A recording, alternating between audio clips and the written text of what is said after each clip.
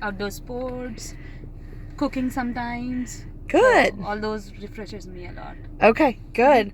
And then what is your ideal work environment? Yeah. So apart from the work that I'm doing, for me it has to be exciting, something new to try and Okay. learn.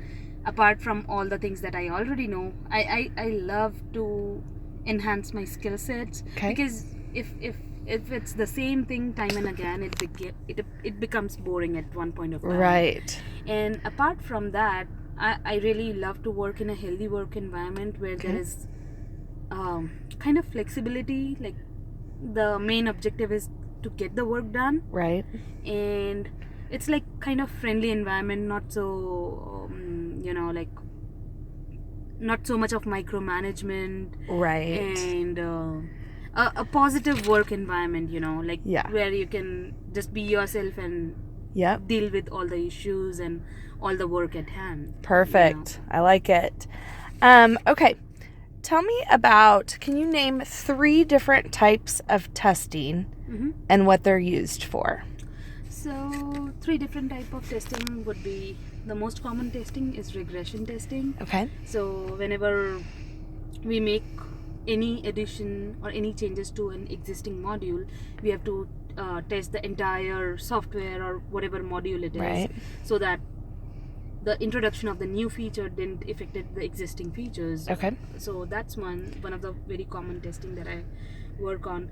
Then there are the other 2 testing, I would say, is unit testing, functional testing, and then there are end-to-end testing and all those things. Right. So unit testing is, suppose if I introduced a new feature to a particular software or to Right. a particular, let's say in our example, let's say there is a website and I introduced a new feature. So unit testing would be like, this particular feature that I introduced is Right. working as per our expectation. That's the unit one. Okay. Then when it comes to the functional testing, whatever functions are expected out of this feature, like suppose it should auto populate certain fields or whatever it Right. is, so it's doing its function correctly. Okay. So that's another testing. Then integration, the one that I spoke about, is like after introduction of this feature, this entire website is still working the way it Right. used to be. So that's this thing. And then end-to-end testing, like right from the start point wherein I'm entering into that website, and right from the time when I'm exiting that website, the entire end-to-end things are working fine and as per our expectation. So these are the couple of types of testing. Okay. Perfect. You nailed that. Have you ever used any test frameworks such as like a Serenity, Beehive, Cucumber, any of those? I have earlier, like a long time back, I used Okay. to use TestNG, Okay. and I have a little bit idea about Cucumber. Okay.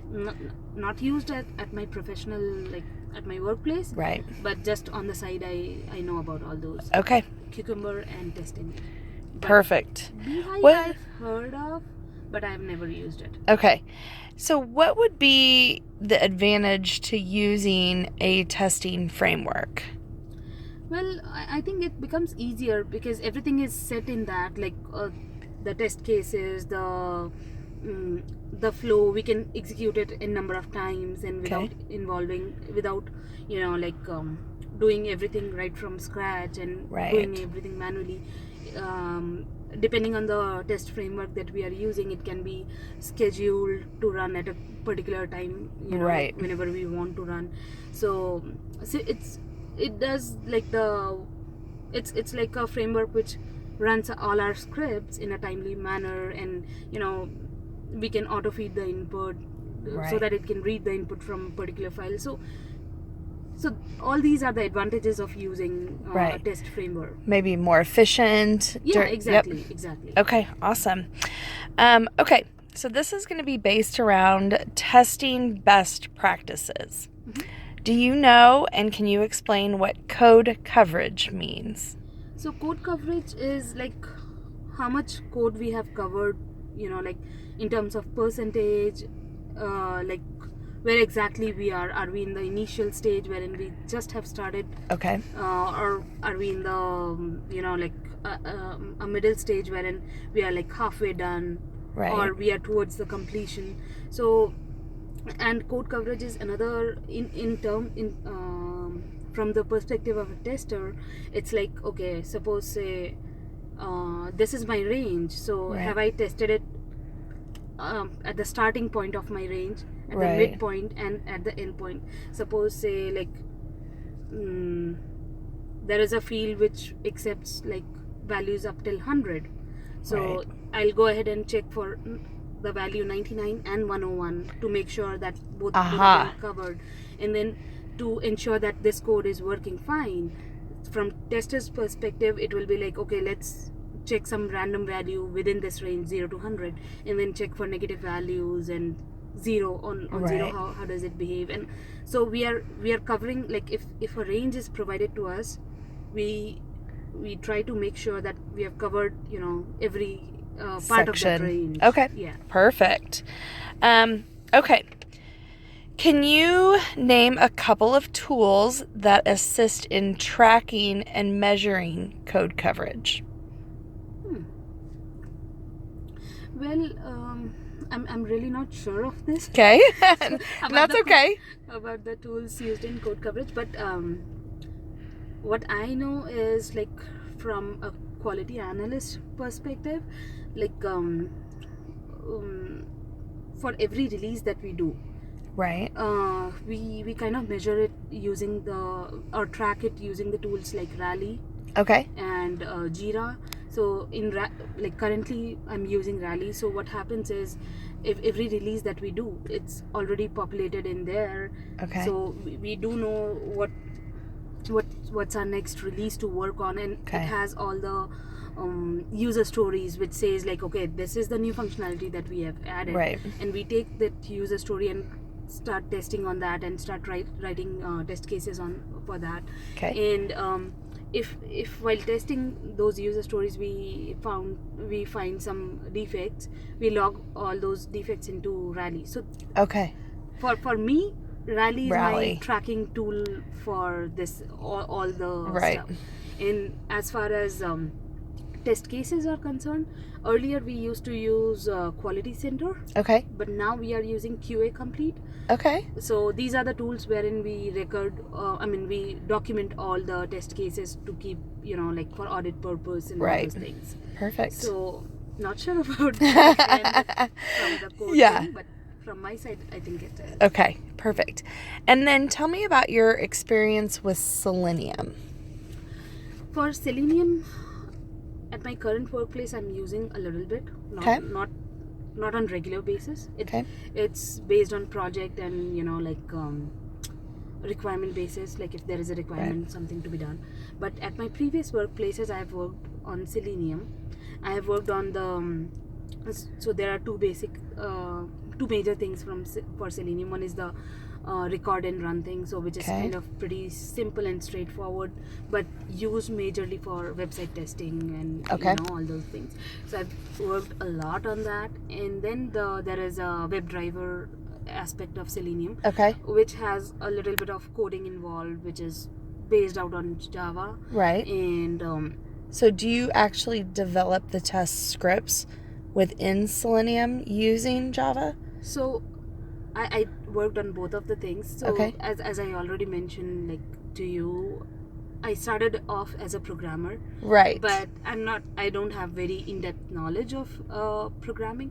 So what happened at my previous workplaces, there were a couple of scripts which were existing. Right. So since I have the knowledge of programming side as well as the testing side, so I was in a position to edit all those and make small changes here and there, modify them, Perfect. and make it work for me. But at the same time, there were certain instances wherein I had to write the scripts from scratch. Okay. Although it was not like writing scripts in Java, I was not at Right. the top of my game, but like within a certain time, I used to do it because I'm familiar with the Java concept. Right. I know the scripting a little bit. I have worked on the automation side, testing side, and of course, like, wherever I used to get confused, I used to take help from web and Yeah. but I would say I'm not like 10 on 10 in writing Java code, Right. but I think I would rate somewhere around like 7 on 10. Okay. So So you know enough. Yeah, that makes me get going. Yeah. You know? Yeah, So, I like it. Okay. All right. There's some different types of testing methodologies. Mhm. There's test-driven development, Mhm. TDD, and there's BDD. Do you know what behavior-driven development or testing is? Behavior driven. Is it some? BDD? Is it some? I'm just trying. Is it something related to how? Suppose just a scenario. If you have to install ATMs in different part of world, like, Right. so if we install one here right in Kansas City versus one back in India versus one back in Singapore, Okay. so all the people, like the customers, will be react differently. Like they Right. for instance, they here people would want English as the primary language, but in India people might want Hindi and English, and the Right. currency will change and all those things. So it based out on the behavior and the kind of Culture. and everything that you're expecting, like so typically the ATM unit is the same thing, but Right. it gets changed according to the position where it's going, like Okay. the location where it's going. So I think that could come under behavior Okay. driven test. Yeah, I like it. Okay, so what is a negative test case? Can you explain? This is just different scenarios for testing. Mhm. What is a negative test case? So in one of my thing, I just explained, like suppose there is a text box, Yep. or which says like the range is 0 to 100. Now if you are trying to enter 101 or 199, anything above Above. 100, to see how it behaves, is a negative test case, because we already know that anything between 0 to 100 would be a positive, but Right. anything apart from that would be a Would be negative. a negative. Like if we give certain like alphabets or negative numbers or any number Yeah. beyond 100, that all comes under negative. It'll thing. give you a negative response Exactly. back. Yep. Exactly. Perfect. All right. Well, you're done. We'll get this over to Awesome. the client. Awesome.